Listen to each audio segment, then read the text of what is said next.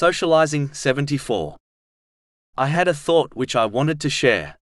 It is important for Muslims to understand an important point in respect to advising others.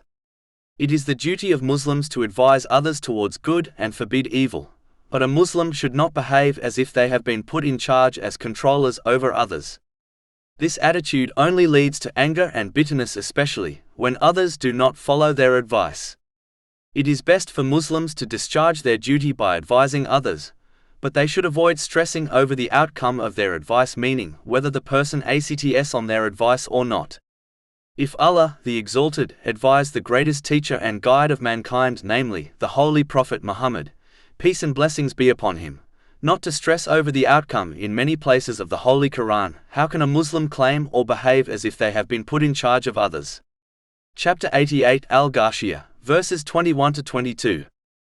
So remind, you are only a reminder. You are not over them a controller. The Muslim who behaves as a controller will not only become bitter when people fail to follow their advice, but it can lead them to giving up advising others, which is a duty on all Muslims according to their ability. In addition, this attitude will also cause Muslims to neglect themselves and their own duties, as they are too busy concerning themselves with the duties of others. Therefore, Muslims should remain firm in commanding good and forbidding evil, but refrain from observing and bothering about the outcome of their advice.